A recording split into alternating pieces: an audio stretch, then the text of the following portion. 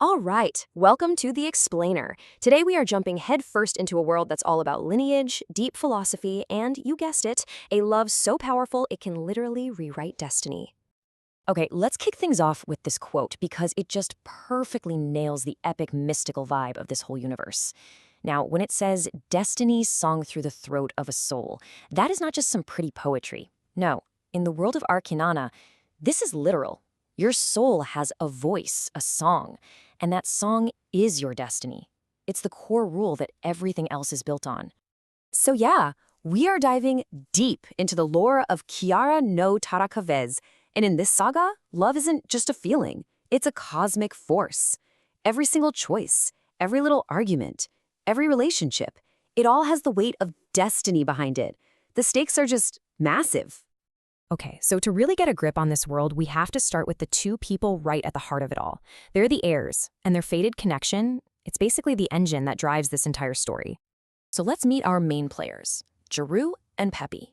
On one side, you've got Jarru. He's known as the Golden Boy, the Stormflame. He's the public heir, an athlete, even a rapper. His whole deal is performance, visibility.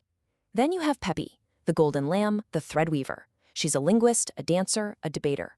Her power isn't loud. It comes from presence, from this incredible, powerful softness. They're basically two sides of the very same noble coin. Now, I know what you might be thinking, but here's a crucial piece of the puzzle. Their bond isn't some forbidden romance. They're fifth cousins, and in Arreqqana, that kind of union is totally legal, culturally normal, and even spiritually sanctioned. So this isn't a story about taboo. It's about a mature, intentional connection, which honestly raises the stakes way higher. All right, so we've met our protagonists. Now let's zoom out and look at the world they live in. Because to really get what's going on between Jarru and Peppi, you have to understand the unique rules, the physics and philosophy of Arreqqana. Okay, the number one concept you have to know is the Qhiyarra. Think of it like your soul's unique fingerprint or maybe a resonant thread that weaves through your entire life, connecting you to your destiny. It's not just a path you're on, it's the actual song your soul sings. And super important, that song can harmonize with someone else's. And get this world has its own unique spiritual science called Vahlaë. It's this incredible system that literally maps musical frequencies to emotional states, breath patterns to spiritual alignment. You get the idea. It basically takes abstract things like love and truth and makes them tangible, measurable. In Arreqqana, music isn't just art. It's physics. And of course, what's a good epic without a prophecy? Hanging over everything is the idea of the flame singular. This is a spiritual bond that happens only once in a generation. It's the ultimate destined match, a soulmate connection of cosmic importance. And you can probably guess who this prophecy is about to make things very complicated for. So what happens when you take a prophesied, once-in-a-generation love and smash it right into the immovable wall of family duty and political marriages? Well, you get what the story calls the coastal love disaster arc. And yeah, it's as dramatic as it sounds. Their story just explodes in a series of public events that keep escalating.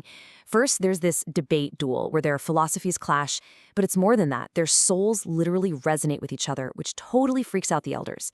Then, boom, the bombshell. Jarru's family announces he's in an arranged marriage to someone else.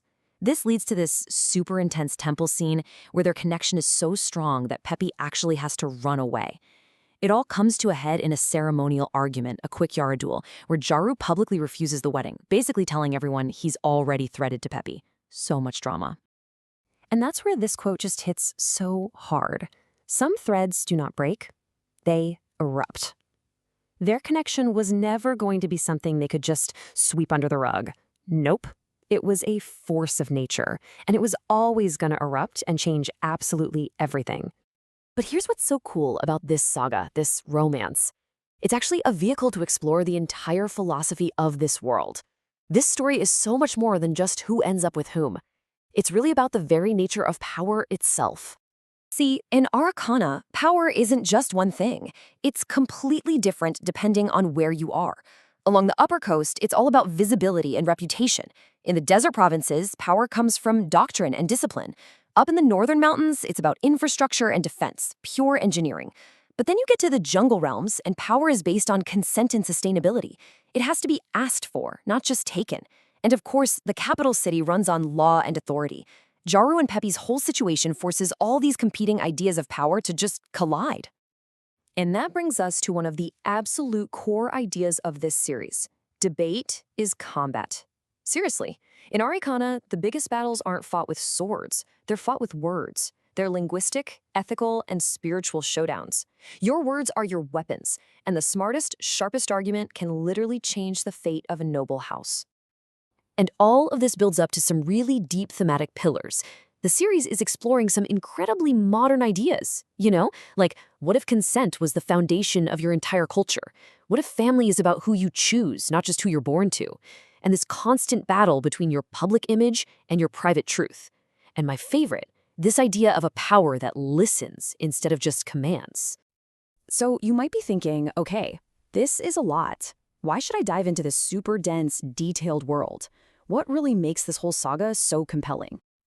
Well, honestly, this is a story for anyone who's looking for real substance. It's so emotionally intelligent. It doesn't just redefine power away from brute strength. It treats things like softness and empathy as actual, disciplined strengths. The world building is just chef's kiss, so original and consistent. But I think the best part is that the romance feels earned. It grows out of real conflict and trust, and you see the characters genuinely change. So, when you put it all together, all these complex ideas, the incredible world building, the politics, the drama, it all boils down to one single provocative question that sits right at the heart of this entire saga. And the answer the series gives is just so profound.